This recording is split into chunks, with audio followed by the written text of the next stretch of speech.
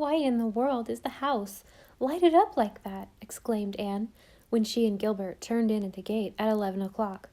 "Company must have come." But there was no company visible when Anne hurried into the house, nor was anyone else visible. There was a light in the kitchen, in the living room, in the library, in the dining room, in Susan's room and the upstairs hall, but no sign of an occupant. "What do you suppose?" began Anne, but she was interrupted by the ringing of the telephone. Gilbert answered, listened for a moment, uttered an ejaculation of horror, and tore out without even a glance at Anne. Evidently something dreadful had happened, and there was no time to be wasted in explanations. Anne was used to this, as the wife of a man who waits on life and death must be. With a philosophical shrug, she removed her hat and coat. She felt a trifle annoyed with Susan, who really shouldn't have gone out and left all the lights blazing and all the doors wide open. "Mrs. Doctor, dear," said a voice that could not possibly be Susan's, but was. Anne stared at Susan. Such as Susan, hatless, her gray hair full of bits of hay, her print dress shockingly stained and discolored. And her face? "Susan, what has happened? Susan!" "Little Jim has disappeared." "Disappeared?" Anne stared stupidly. "What do you mean? He can't have disappeared." "He has," gasped Susan, wringing her hands. "He was on the side steps when I went to the Glen. I was back before dark, and he was not there. At first I was not scared, but I could not find him anywhere. I have searched every room in the house. He said he was going to run away." "Nonsense! He wouldn't do that, Susan. You have worked yourself up unnecessarily. He must be somewhere about. He has fallen asleep. He must be somewhere around." "I have looked everywhere, everywhere. I have combed the grounds and the outhouses. Look at my dress. I remembered he always said it would be such fun to sleep in the hay loft, so I went there and fell through that hole in the corner into one of the mangers in the stable and lit on a nest of eggs. It is a mercy I did not break a leg, if anything can be a mercy when little Jem is lost." Anne still refused to feel perturbed. "Do you think he could have gone to the harbor mouth with the boys after all, Susan? He has never disobeyed a command before, but—" "No, he did not, Mrs. Doctor dear. The blessed lamb did not disobey. I rushed down to Drew's after I searched everywhere, and Bertie Shakespeare had just got home. He said Jem had not gone with them. The pit seemed to drop out of my stomach. You had trusted him to me. I phoned Paxton's, and they said you had been there and gone they did not know where. We drove to Lowbridge to call on the Parkers. I phoned everywhere I thought you could be. Then I went back to the village. The men have started out to search." "Oh, Susan, was that necessary?" "Mrs. Doctor dear, I had looked everywhere, everywhere that child could be. Oh, what I have gone through this night! And he said he was going to jump into the pond." In spite of herself, a queer little shiver ran over Anne. Of course Jem wouldn't jump into the pond. That was nonsense. But there was an old dory on it which Carter Flagg used for trouting, and Jem might, in his defiant mood of the earlier evening, have tried to row about the pond in it. He had often wanted to. He might even have fallen into the pond trying to untie the dory. All at once her fear took terrible shape. "And I haven't the slightest idea where Gilbert has gone," she thought wildly. "What's all this fuss about?" demanded Aunt Mary Maria, suddenly appearing on the stairs, her head surrounded by a halo of crimpers, and her body encased in a dragon-embroidered dressing-gown. "Can't a body ever get a quiet night's sleep in this house?"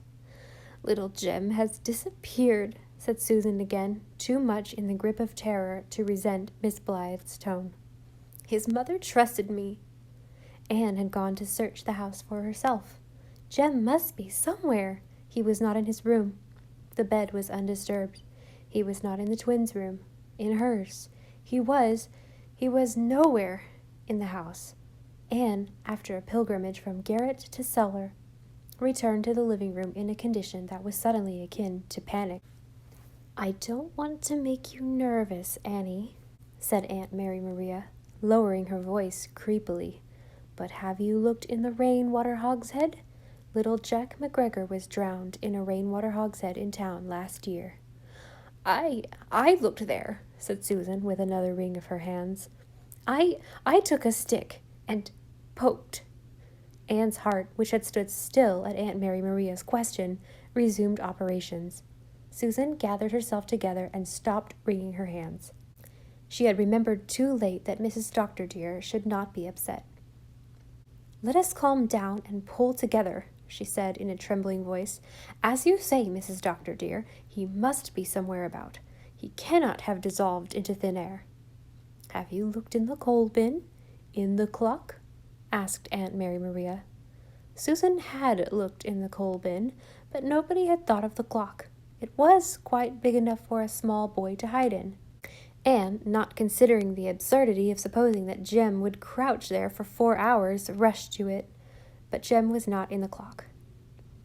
I had a feeling something was going to happen when I went to bed tonight, said Aunt Mary Maria, pressing both hands to her temples.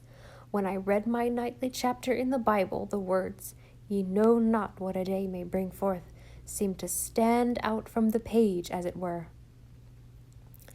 It was a sign. You'd better nerve yourself to bear the worst, Annie. He may have wandered into the marsh. It's a pity we haven't a few bloodhounds. With a dreadful effort, Anne managed a laugh. I'm afraid there aren't any on the island, Auntie. If we had Gilbert's old setter Rex, who got poisoned, he would soon find Jim.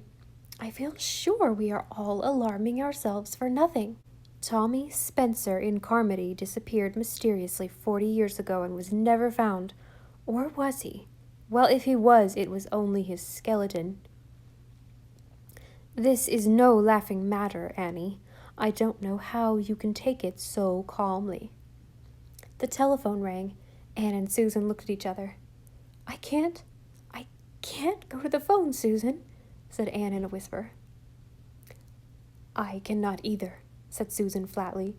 She was to hate herself all her days for showing such weakness before Mary Maria Blythe, but she could not help it. 2 hours of terrified searching and distorted imaginations had made Susan a wreck.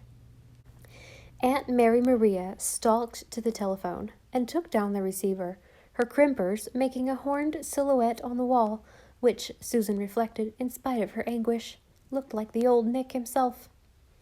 Carter Flagg says they have searched everywhere but found no sign of him yet, reported Aunt Mary Maria coolly. But he says the dory is out in the middle of the pond with no one in it as far as they can ascertain. They are going to drag the pond. Susan caught Anne just in time. No, I'm not going to faint, Susan, said Anne through white lips. Help me to a chair. Thanks. We must find Gilbert. If James is drowned, Annie, you must remind yourself that he has been spared a lot of trouble in this wretched world, said Aunt Mary Maria, by way of administering further consolation. I'm going to get the lantern and search the grounds again, said Anne, as soon as she could stand up. Yes, I know you did, Susan, but let me. I cannot sit still and wait. You must put on a sweater then, Mrs. Dr. dear. There is a heavy dew and the air is damp. I will get your red one. It is hanging on a chair in the boys' room. Wait you here till I bring it. Susan hurried upstairs. A few moments later, something that could only be described as a shriek echoed through Ingleside. Anne and Aunt Mary Maria rushed upstairs, where they found Susan laughing and crying in the hall, nearer to hysterics than Susan Baker had ever been in her life, or ever would be again. Mrs. Dr. dear, he's there! Little Jim is there, asleep on the window seat behind the door. I never looked there. The door hid it, and when he wasn't in his bed. Anne, weak with relief and joy, got herself into the room and dropped on her knees by the window seat. In a little while she and Susan would be laughing over their own foolishness, but now there could be only tears of thankfulness. Little Jem was sound asleep on the window seat, with an afghan pulled over him, his battered teddy bear in his little sunburned hands, and a forgiving shrimp stretched across his legs. His red curls fell over the cushion. He seemed to be having a pleasant dream, and Anne did not mean to waken him. But suddenly he opened his eyes that were like hazel stars and looked at her. "Jem, darling, why aren't you in your bed? We've been a little alarmed. We couldn't find you, and we never thought of looking here. I wanted to lie here 'cause I could see you and Daddy drive in at the gate when you got home. It was so lonesome, I just had to go to bed." Mother was lifting him in her arms, carrying him to his own bed. It was so nice to be kissed, to feel her tucking the sheets about him with those caressing little pats that gave him such a sense of being loved. Who cared about seeing an old snake tattooed anyhow? Mother was so nice. The nicest mother anybody ever had. Everybody in the Glen called Bertie Shakespeare's mother Mrs. Second Skimmings, because she was so mean, and he knew, for he'd seen it, that she slapped Bertie's face for every little thing. "Mummy," he said sleepily, "of course I'll bring you Mayflowers next spring. Every spring. You can depend on me." "Of course I can, darling," said Mother. "Well, since everyone is over their fit of the fidgets, I suppose we can draw a peaceful breath and go back to our beds," said Aunt Mary Maria. But there was some shrewish relief in her tone. "It was very silly of me not to remember the window seat," said Anne. "The joke is on us, and the doctor will not let us forget it, you may be certain. Susan, please phone Mr. Flagg that we found Jem." "And a nice laugh he will have on me," said Susan happily. "Not that I care. He can laugh all he likes since little Jem is safe." "I could do with a cup of tea," sighed Aunt Mary Maria plaintively, gathering her dragons about her spare form. "I will get it in a jiffy," said Susan briskly. "We will all feel the sprightlier for one. Mrs. Dr. dear, when Carter Flagg heard little Jem was safe, he said, 'Thank God. I shall never say a word against that man again, no matter what his prices are. And don't you think we might have a chicken dinner tomorrow, Mrs. Dr. dear, just by way of a little celebration, so to speak? And little Jem shall have his favorite muffins for breakfast." There was another telephone call, this time from Gilbert, to say that he was taking a badly burned baby from the Harbor Head to the hospital in town and not to look for him till morning. Anne bent from her window for a thankful good-night look at the world before going to bed. A cool wind was blowing in from the sea. A sort of moonlit rapture was running through the trees in the hollow. Anne could even laugh, with a quiver behind the laughter, over their panic of an hour ago and Aunt Mary Maria's absurd suggestions and ghoulish memories. Her child was safe.